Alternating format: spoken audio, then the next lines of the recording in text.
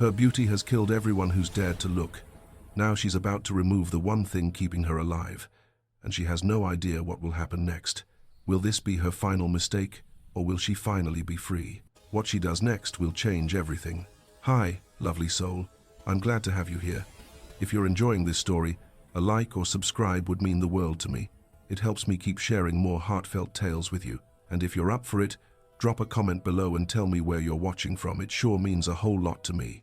In the year 1865, the night was thick with an oppressive stillness that seemed to hold the world in its grip. The winds, which should have been soft and soothing, hung motionless in the air, as though the very earth itself had stopped turning. A blood-red moon hung low in the sky, casting an eerie glow upon the Ashford estate, its glow unnatural and unsettling. It was a night unlike any other, and though the servants of Ashford Manor could not name it, they felt it an ancient dread in the air, a chill that did not belong. Outside, the once vibrant garden of the estate had fallen silent. The flowers, which should have been blooming in full summer splendor, seemed to wither in the moonlight, their colors drained to dull hues. The roses, whose petals were usually a vibrant crimson, drooped as if they had aged a century in a single evening. The ivy that clung to the walls of the manor curled into itself, its green tendrils turning a sickly brown, as if recoiling from the unnatural force surrounding the house. The air was thick and heavy, yet no breeze stirred the trees. In the distance, the howls of the wolves that lived deep in the nearby forest echoed, but the sound was strange, distant and dissonant, as though their usual cries had been distorted by an unseen force. The full moon reflected off the glass panes of the manor windows, casting shadows that seemed to move and flicker, like spectres in the night. Inside Ashford Manor, the atmosphere was no less eerie. The household had been eerily quiet for hours, with only the soft whispers of the servants and the rhythmic ticking of the grandfather clock breaking the silence. The night watchmen walked their rounds, but there was an unease in their steps, a nervous tension that they tried to dismiss.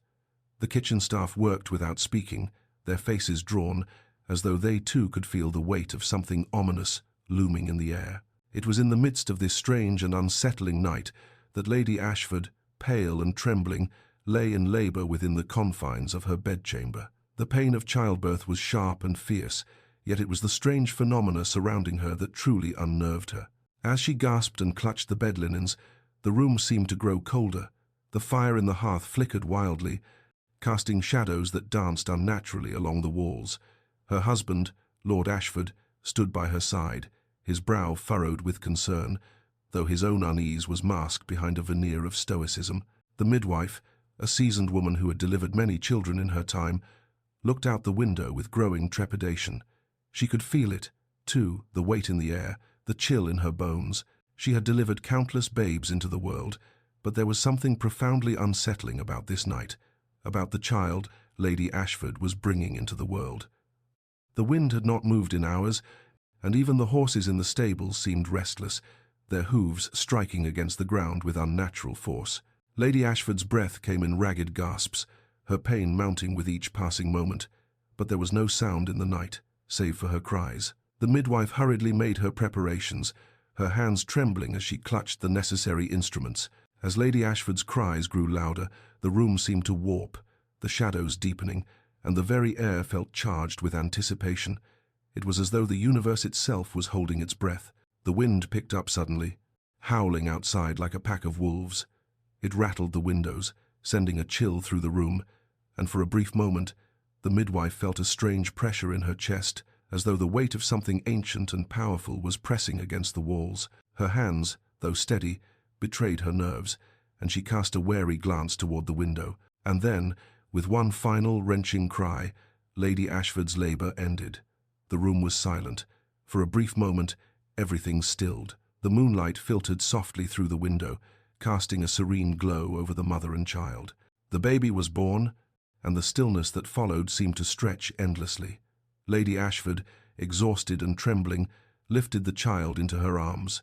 Her breath caught in her throat as she looked down at the little bundle. The baby appeared to be perfectly ordinary like any other child, tiny and fragile, her skin soft and smooth. Yet, as the midwife took a closer look, her face fell. The servants who stood in the hallway, waiting for the news, exchanged uneasy glances. The air outside had not shifted. The strange tension still lingered in the night. The servants, though they said nothing, could feel it, the unease that crept into the corners of their minds, the uneasiness that had filled the estate since the child's birth. The midwife handed the baby to Lady Ashford, her eyes lingering on the child's face. There was nothing extraordinary about the baby, yet, in the back of the midwife's mind, a flicker of doubt stirred. Lady Ashford, though physically drained, smiled down at her child, her face filled with a strange mix of joy and apprehension. She pressed a kiss to her daughter's forehead, but deep down, she feared what was to come. The signs had been clear, too clear.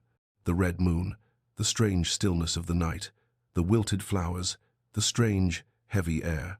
They had prayed for a healthy child, but Lady Ashford knew, in the depths of her heart, that the child born in the dead of night, under a blood-red moon, could never be considered ordinary.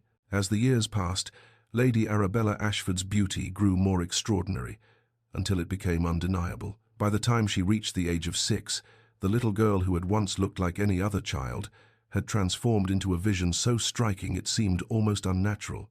Her hair, once golden like the first rays of dawn, now shimmered with an ethereal luster. Her skin, soft and pale as porcelain, seemed to glow in the candlelight, and her eyes, once a simple shade of blue, were now like twin sapphires, deep, hypnotic, and impossible to ignore. The changes, subtle at first, grew with each passing day, until they became impossible to miss. Her parents, especially her father, Lord Ashford, could no longer pretend their daughter was anything other than what she had become, a young woman of unparalleled beauty. Yet, with this beauty came a weight far heavier than any parent could have prepared for. It wasn't admiration they saw in the eyes of others, but fear. It was as though the world recoiled from her, as if her beauty was not a gift, but a danger. The closer people came, the further they seemed to distance themselves emotionally. The Ashford estate, nestled deep in the English countryside, was far from the prying eyes of the outside world. Yet still, whispers about Lady Arabella's beauty found their way into the village, carried on the wind like gossip from a far-off land. The servants spoke in hushed tones, and even the neighbours, who lived miles away, could not help but comment on her radiant appearance. The child's beauty was too intense to remain unnoticed, even in the seclusion of the Ashford household. The most disturbing change occurred when Arabella was only 8 years old. On a fine summer's day, her parents allowed her to play in the garden with a few children from the nearby village. It was the first time she was permitted to mingle with other children, and the sun shone brightly, filling the garden with warmth. Arabella, dressed in a simple white dress, ran joyfully among the flowers, her laughter like music to the ears of those who heard it. For the first time in her life, she felt the freedom of youth, the joy of unburdened play. But something went wrong that day. As Arabella ran through the flowers, a strange, inexplicable shift seemed to grip the air. The flowers around her, once vibrant and full of life, suddenly trembled. Their petals began to wilt and fall, as if struck by an invisible force. Arabella stopped, feeling a shiver run through her body, a strange sense of dread creeping over her. The children playing with her froze, staring at her in wide-eyed wonder, their gaze fixed upon her with a growing sense of awe and unease. Arabella's skin, which had always been soft and pale, began to shimmer as if it had been touched by moonlight. Her face, radiant and glowing, held an otherworldly beauty that was almost too intense to look at. Two of the children, drawn closer to her in an almost trance-like state, stepped forward, their curiosity overpowering their sense of caution. But within seconds, their expressions shifted from wonder to horror. Their eyes grew wide with terror as they collapsed, lifeless, onto the ground. Their faces were frozen in a look of shock, their gazes locked on Arabella's face. Arabella stood there, paralyzed with fear. The other children ran away in terror, their screams echoing through the estate. Arabella, unable to understand what had happened, fled from the garden and ran back into the safety of the manor. Her heart pounded in her chest as she raced through the halls, her mind racing with confusion and dread. The servants, having witnessed the scene from the windows, rushed to her side, but there was nothing they could do. The lifeless bodies of the children were carried away, their eyes wide open, their expressions frozen in terror. Arabella's beauty, once a gift, something to be admired, had become a curse. Her presence was now something to fear, something that could kill. In the days that followed, Arabella's parents became increasingly anxious. They had hoped that the curse, if it even existed, was merely an old wives' tale, a myth passed down through generations, but the horrific events in the garden had shattered that illusion. Arabella's beauty was not just rare, it was dangerous. Lord Ashford, a man of great pride and even greater wealth, realized that he could no longer allow his daughter to be exposed to the world. The lives of others had already been claimed by her beauty, and he could not bear to risk it again. And so, the Ashford family entered a period of isolation, and Arabella's life became one of quiet, shadowed days. She was never allowed to play outside unless cloaked in the veil of the spiky fruit pod, a strange, ancient heirloom passed down through the Ashford bloodline. It was an object that had been used by their ancestors, an object of power, meant to shield others from the devastating beauty Arabella could not control. The pod, large and misshapen, was covered in sharp thorns, making it nearly impossible to look at, let alone touch. Its surface was rough and ridged, and though it had once been alive, it now seemed dead, its power dormant, but still very real. Arabella had asked her mother, more than once, why she could never walk outside without the pod, but Lady Ashford's eyes would cloud with sorrow. She would turn away from her daughter's pleading gaze, unable to give her a clear answer.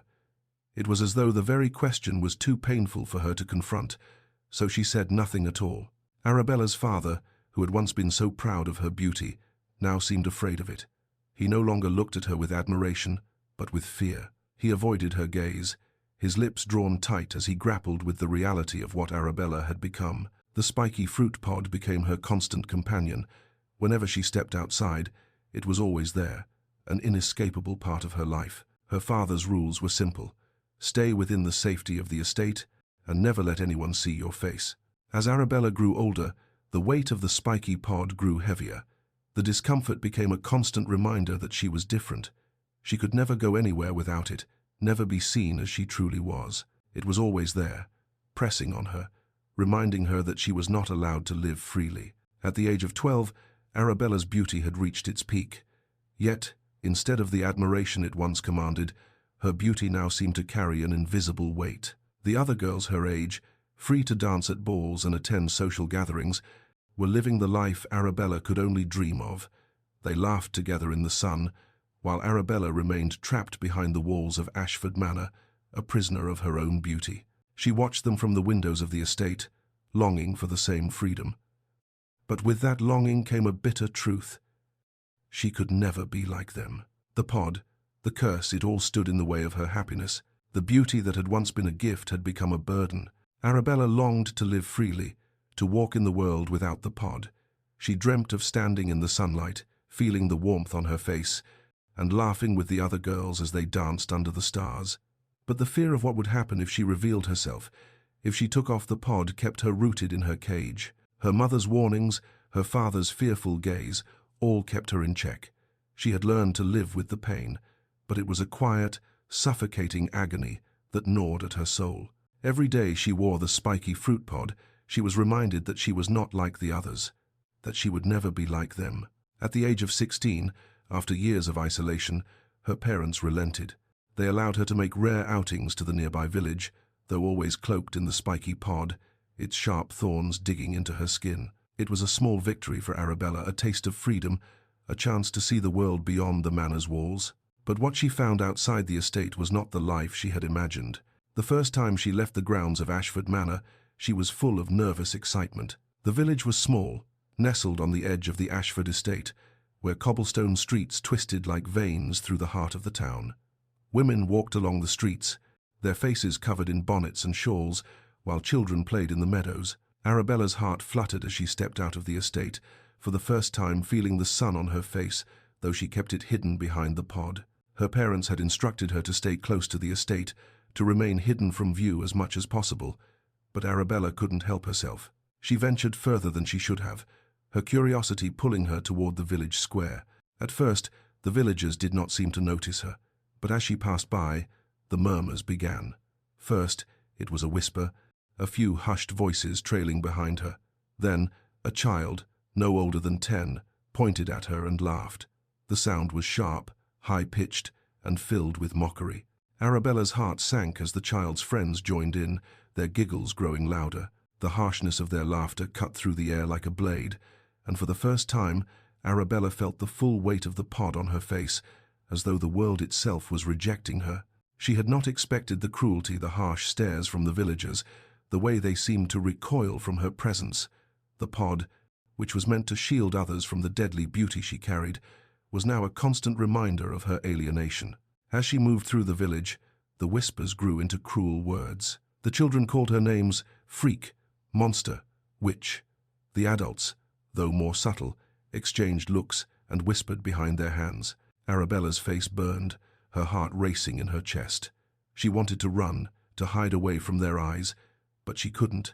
She couldn't go back to the safety of the manor. Not yet. She had to see if there was a place for her in the world outside. But as she walked through the marketplace, she saw it the one thing that crushed her spirit entirely. A small group of women, their faces hidden behind their bonnets, stood in the square, speaking to one another. Arabella thought they were simply having a quiet conversation until she heard the words clearly. They were talking about her. "Did you see her?" one woman whispered, her voice filled with distaste. "The Ashford girl, the one who hides her face." Arabella's breath caught in her throat.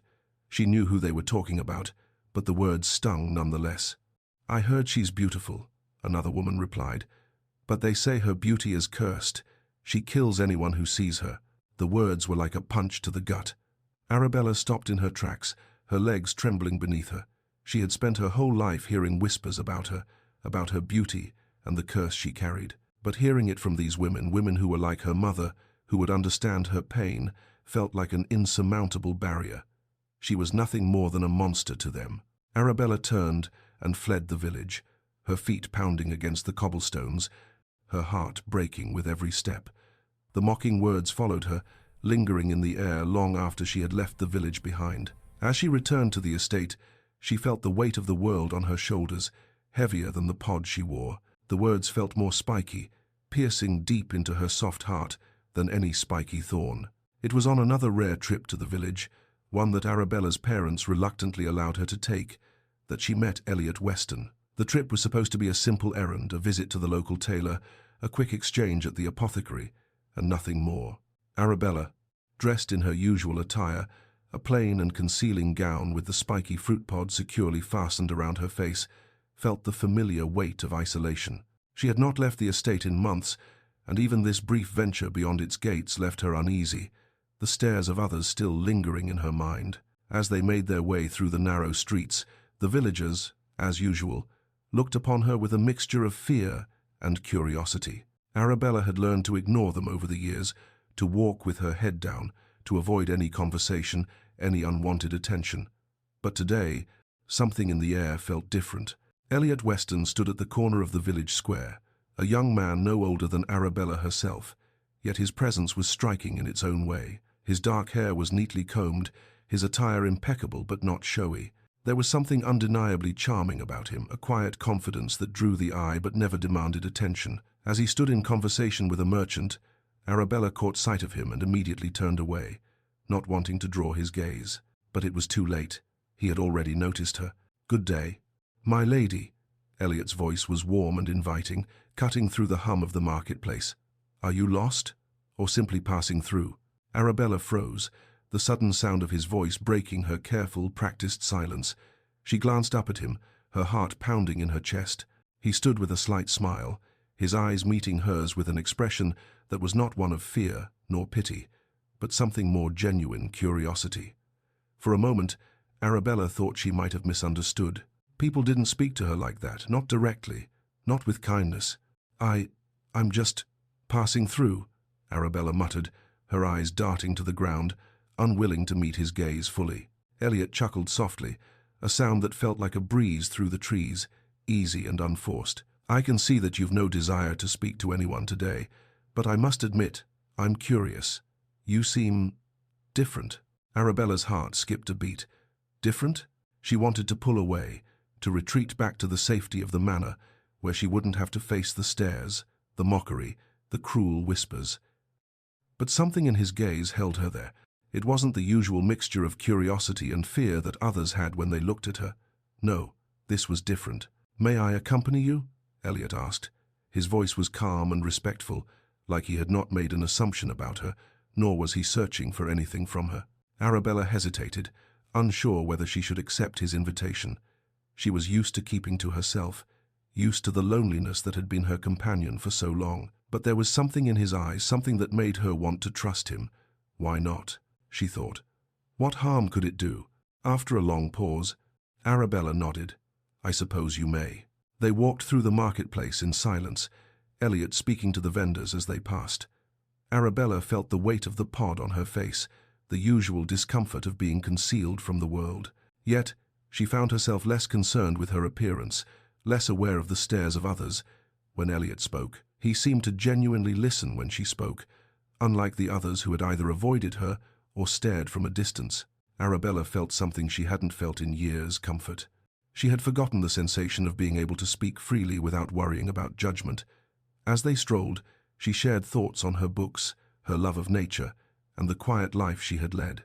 There was no mockery, no fear in his eyes. He was simply listening. As they neared the edge of the village, the conversation turned to the subject of beauty. Arabella, always careful, allowed the topic to drift cautiously. You're not like the other girls in the village, Elliot said, his voice light but sincere. I've noticed that you seem to carry a certain grace. Arabella's breath caught in her throat. Grace?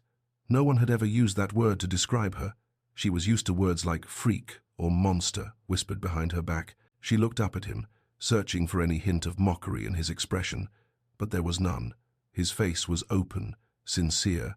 I don't want to be known for my appearance, Arabella said quietly. My beauty, my curse, has only ever brought me pain. People only see my face, not who I am. Elliot stopped walking and turned to face her. His gaze softened, and he placed a hand gently on her arm. Then let me see you for who you truly are, Arabella. Not for your face, but for your mind, your spirit, and your heart. Arabella looked at him, stunned. But my face. Your face does not define you, Elliot interrupted. It's not what you wear or what others see, it's who you are on the inside that matters. I don't care for the beauty the world has made of you. I care for you, the person I see in front of me. Arabella felt something shift within her. For the first time in her life, she felt truly seen, not as the beautiful Ashford heiress, but as a person, a whole person. Her heart began to crumble. With every shared conversation, every stolen glance, she allowed herself to believe that this was the love she had longed for. Elliot had, in so many ways, become her lifeline. He listened when no one else would, saw her as a person beyond the pod, beyond the curse. For the first time in years, Arabella felt seen. But as the weeks wore on, something began to shift within Elliot. His attentiveness, once genuine, slowly turned to impatience, his smile more forced, his touch less tender. Arabella, though blind to his intentions, began to notice the subtle changes, the way he no longer met her eyes for long, the way his hand would linger for just a moment too long on her arm, the way he began to push for more from her, all while subtly growing more distant. Arabella, desperate for love, ignored the rising doubts in her heart. She told herself that perhaps his impatience was simply a reflection of his longing to truly know her, to see her face as others might. She was willing to give him that. The idea of being fully loved, the kind of love she had dreamed of for so long, made her willing to face the risks. But the truth was that she was blinded by the very thing she had always wanted: acceptance. One evening, Arabella invited Elliot to her private quarters. Her parents were away, and it was the first time she allowed herself the courage to sit with him as equals, without minding the constant presence of the pod. Arabella, Elliot said, his voice warm but tinged with something unfamiliar. I've been thinking. You know, I have longed to see your true face for so long. The world doesn't deserve to keep such beauty locked away. Arabella's heart fluttered with hope. She stepped closer to him, her gaze soft and trusting. Do you truly mean that? She asked, her voice barely above a whisper. Elliot stepped forward, his hands reaching for the edges of the spiky fruit pod, his fingers brushing against the sharp points as he delicately caressed the spikes with his fingers. The same spiky pod that had protected her for so long, the same spiky pod that kept her safe from the outside world and from herself. Arabella stood motionless, her breath caught in her throat, uncertain if she should stop him or let him do it, let him see her as she was, finally. But as he reached for the final knot, the knot that held the pod in place. Something in Arabella's gut twisted. She suddenly felt a chill in the room, an unnerving presence creeping in from the shadows. What am I doing? The doubt that had been simmering in the back of her mind surged forward. She had trusted him, but for the first time she questioned his intentions. Elliot, sensing her hesitation, smiled, but it wasn't the same smile Arabella had come to know. It was colder, more calculating. His eyes flickered with something other than affection. The realization struck her like a lightning bolt. "I've waited so long," Elliot said softly, his voice smooth, yet there was an edge to it. "I've waited long enough. It's time for you to show me everything." Arabella's heart sank. Everything? In that moment, the truth hit her with the force of a tidal wave. Elliot didn't love her for who she was. He loved the idea of her. He had been enamored by her beauty, just like everyone else. But unlike the others, Elliot had seen an opportunity. He wanted to uncover her face, to claim her as his prize, not because he truly loved her, but because of what her beauty could give him, her wealth, her inheritance. The painful reality of her own blindness to his true nature shattered the walls she had built around her heart. For the first time in months, Arabella saw the truth. "Elliot," she whispered, her voice trembling, This isn't right. You don't understand. If you remove the pod, you'll die."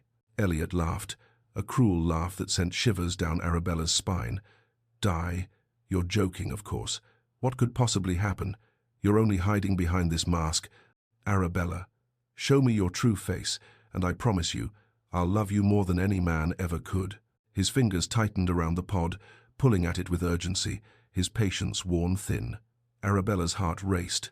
She knew the consequences of revealing her face.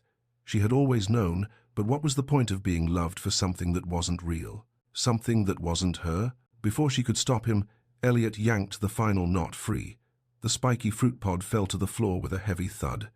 The moment it did, Arabella's world seemed to tilt. Her skin began to shimmer, her beauty radiating outward with the force of 1,000 suns. Hastily, Arabella gathered the shattered pieces and hid her face in them, but the light was too much, too powerful, too intense.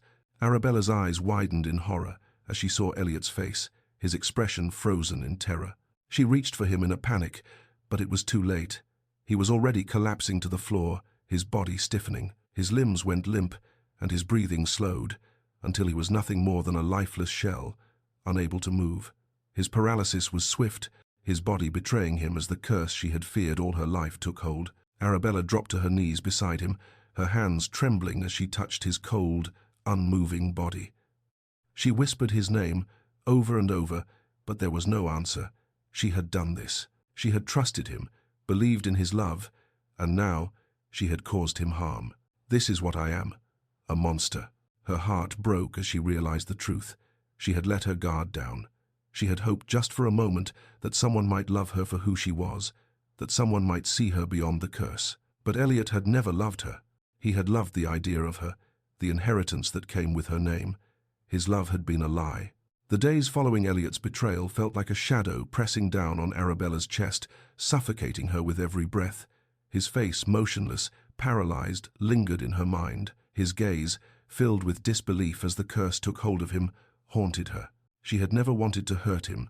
She had only ever hoped for someone to love her, someone to see her beyond the curse, beyond the mask. Yet, here she was, with the terrible weight of the curse upon her, alone, surrounded by unanswered questions.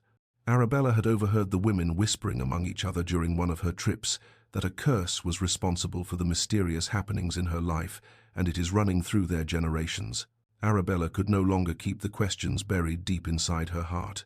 The pain of not understanding, of not knowing why her life had turned out this way, was unbearable. The truth had been hidden from her for so long, wrapped in silence and secrets. She could no longer bear it. One evening, as the sun sank behind the hills, casting long shadows across the Ashford estate, Arabella made her way to her mother's study. Her heart beat heavy in her chest as she walked the familiar path through the grand halls of the manor. The air was thick with the smell of old books and the faint scent of jasmine from the garden beyond. Everything felt heavy, burdened by years of secrets and unspoken fears. Lady Ashford sat by the window, a letter in her hands, her gaze distant. Arabella's steps faltered as she reached the door. She had never seen her mother so consumed by sorrow. The lines on her face seemed deeper, as if the weight of years had taken their toll. Arabella had always admired her mother's grace, her quiet strength, but today she saw her as she truly was, just as vulnerable, just as haunted by the curse as Arabella herself. "Mother," Arabella said softly, her voice trembling. Lady Ashford looked up, startled, as if she had not realized her daughter had entered. Her eyes softened when they met Arabella's, but the sorrow in them only deepened. "Arabella, my dear," Lady Ashford said gently, placing the letter down beside her. "What troubles you, my love?" Arabella stepped forward, her heart pounding. She needed the truth. She needed to understand. The pod, the curse, the lies, it was all too much to bear in silence. She couldn't live another moment in the dark. "I need to know, Mother," Arabella's voice cracked. "Why has this curse plagued our family for generations? Why did you keep the truth from me? Why didn't you prepare me for this?" Lady Ashford's face grew pale as Arabella's words cut through the air like a knife. She stood, her hands trembling as she walked to Arabella, pulling her into a tight embrace. For a long moment, there was nothing but silence, save for the quiet rhythm of their breaths. "Sit with me, Arabella," Lady Ashford said softly, pulling away. Her voice trembled, and Arabella saw the pain behind her mother's eyes, the years of carrying the weight of the curse, the burden of secrets. They sat together by the window, the light fading from the sky as the stars began to twinkle in the distance. Lady Ashford took a deep breath before speaking, her voice barely above a whisper. "The curse, my darling, began long before you or I were born. It began with your great-great-grandmother." Arabella listened intently, her heart pounding. "Your great-great-grandmother was a woman of great beauty," Lady Ashford continued, her eyes distant. "She believed that physical appearance was the greatest power. She met a poor, plain woman, kind and gentle, but overlooked. Your great-great-grandmother, in her vanity, mocked her cruelly, humiliating her before others." Arabella's heart ached for the injustice. The woman, in her despair, laid a curse upon the Ashford line, Lady Ashford said, her voice low. "She vowed that all our women would carry beauty so overwhelming it would destroy any who beheld it. The legend always spoke of only one release, a man's true, selfless love. But perhaps that was simply the external hope we clung to. The curse was meant to punish the sin of pride, Arabella, to teach us that worth is not measured by the eye." Arabella was silent, the revelation crushing. Her beauty was a punishment for an ancient cruelty. "Why didn't you tell me?" Arabella's voice cracked. Lady Ashford gently took Arabella's hands. "I did not want you to carry this heavy knowledge. I wanted you to live freely. I believed, if I kept you hidden, you would never have to face the truth. But I have faced it, Mother. I have faced the consequences, and I don't know how to live with it. I don't know how to be a person when the world sees me as nothing more than a monster." "Oh, my dear child, you are not a monster. You are more than your appearance. Your true worth, Arabella, is in your spirit, your kindness, and your strength." Arabella closed her eyes, allowing the warmth of her mother's embrace to wash over her. She wanted to believe her mother's words, but the weight of the curse felt too heavy to lift. After the heart-wrenching conversation, Arabella did something no one could have imagined. She made a solemn decision to break the curse, the truth her mother had revealed, the family legacy of cruelty, the curse of beauty that had haunted the Ashford women for generations, had crushed her spirit. But it also ignited something inside her, something she hadn't realized was there until now, the fierce desire to break free, to live without the burden of the curse that had dictated her life. Arabella stood in her room that night, the weight of the ancient cruelty and the long-held secret settling upon her. The new spiky pod her parents gave her lay on the bed. She looked at the spiky fruit pod, that symbol of her family's shame, where it lay. For years, it had been a shield. Now, it was a chain. She could no longer live confined by a wrong that was not hers. Every day, she had practiced a quiet ritual, whispering words she had found in the oldest, dustiest books. "I am Arabella. I am not the great-great-grandmother. I cast off the chains of the bloodline's vanity. I am a woman of kindness, not a creature of fear. The curse ends with me." At first, the words had felt empty, like hollow echoes in the vast silence of her soul. But as the days passed, they began to settle in her heart.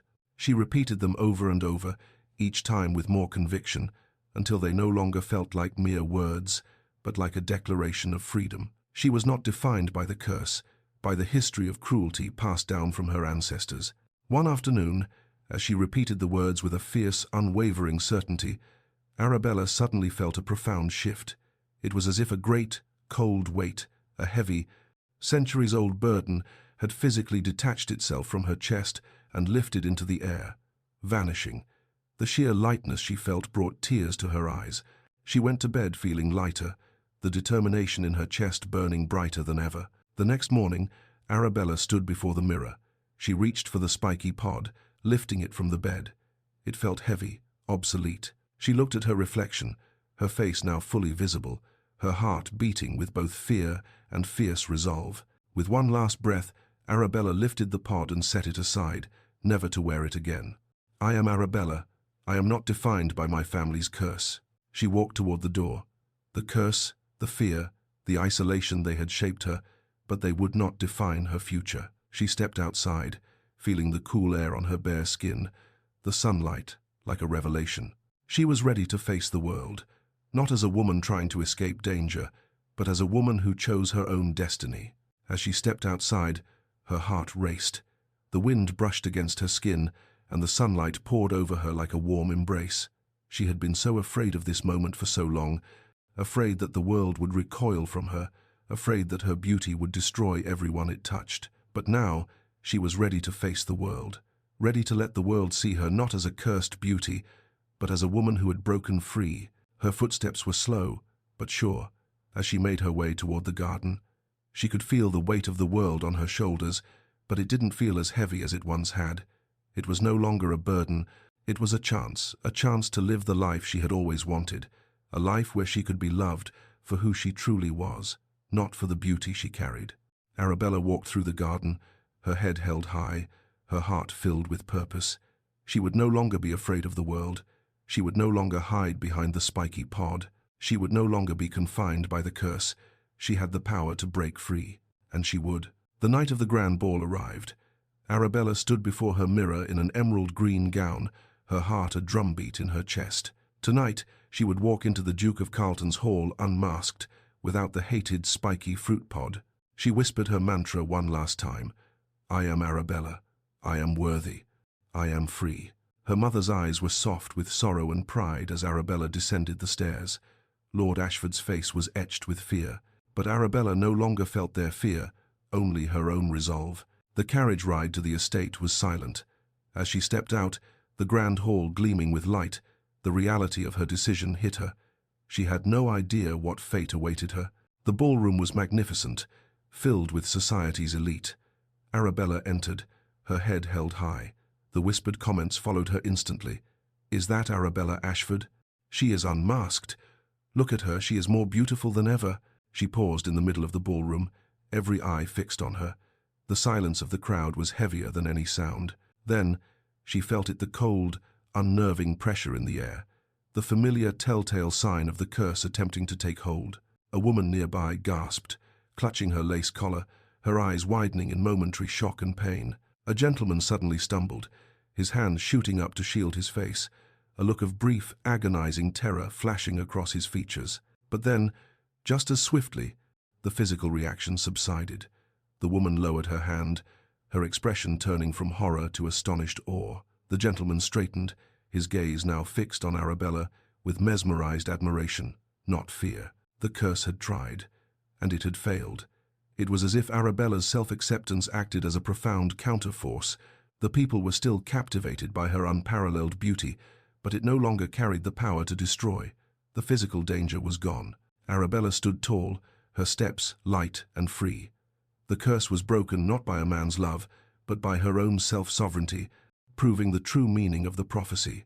The only true love that could break the cycle was the love she found for herself. As she moved through the crowd, her heart heavy but resolute, she saw Elliot. He was by the grand windows, confined to the chair they had placed him in.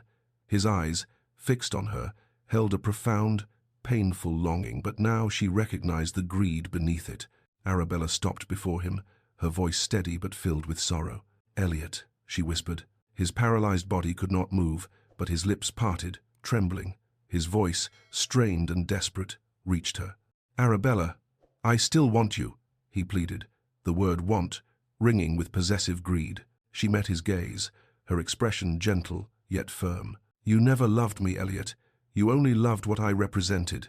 I see that now." He struggled, tears filling his eyes, his inability to move a testament to the curse's power. He wanted to speak, to profess his loyalty, but no sound came. The truth in that moment was clear. He was still bound by desire, and she was now free of it.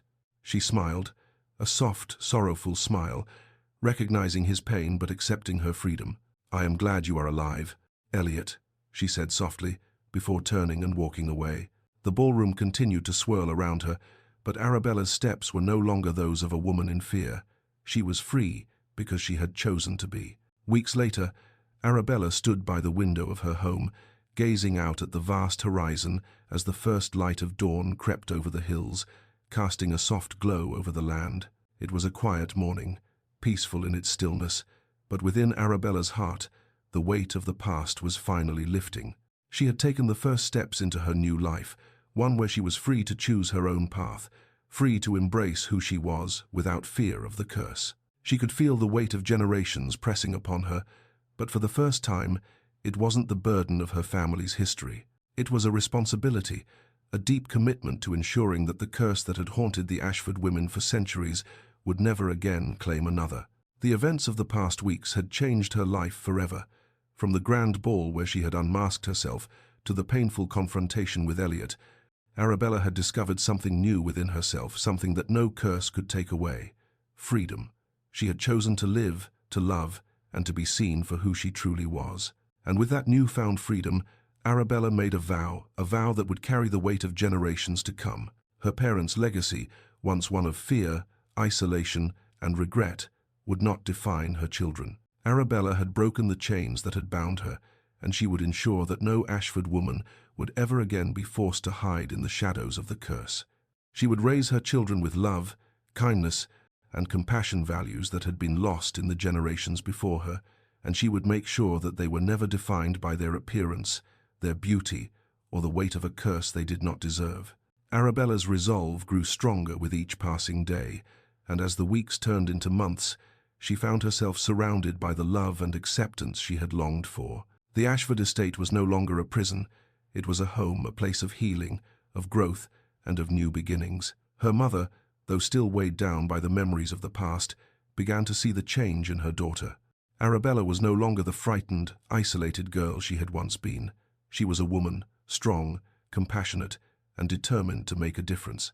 One evening, as they sat together in the parlor, Arabella's mother turned to her with a smile that was both proud and bittersweet. "Arabella," she said softly, "I see the change in you. I never thought I would live to see the day when you would break free from the curse. But now, I see that you have found a way to free not only yourself, but also your future." Arabella smiled, her heart swelling with pride. "It's not just for me, Mother. It's for all the women who came before us, and for the generations who will come after. I will make sure that they will never have to carry the burden we've carried. No more fear, no more hiding." Her mother's eyes glistened with unshed tears, but she nodded, understanding the weight of Arabella's words. "You are right. You are doing what none of us could ever do. You are breaking the cycle, my dear." Arabella took her mother's hand, squeezing it gently. "I want to raise my children with love, Mother, with kindness and compassion. I want them to know that who they are is enough, that their beauty, whether physical or not, is only a small part of who they are. I want them to grow up in a world where they are not judged by their appearance, where their worth is not measured by the curse that has defined us for so long." Her mother smiled softly, her voice filled with hope. "And you will. You will give them the gift of freedom, Arabella, the gift that was denied to us." She felt a sense of peace settle within her, knowing that she had done what she had set out to do. She had broken the curse, not just for herself, but for the generations that would come after her. Her children would grow up in a world where their worth was not tied to their beauty or wealth, where kindness and love were the true measures of who they were. Arabella had given them that gift, the gift of a life free from the shadows of the past. Arabella whispered softly to herself, "The curse ends with me." And that's the end of Arabella's journey, breaking free from a legacy of fear and stepping into a world where she could truly be herself. What do you think of her decision to break the curse for future generations? Do you believe that self-acceptance can really end the cycles of past trauma? If this story touched your heart, make sure to like, share, and comment below with your thoughts. Let us know what you learned from Arabella's courage and how it might apply to your own life. And if you haven't already, don't forget to subscribe to our channel for more powerful stories just like this one. Click the bell so you never miss a moment of inspiration. Thank you for watching, and remember, your true beauty lies in who you are, not how the world defines you.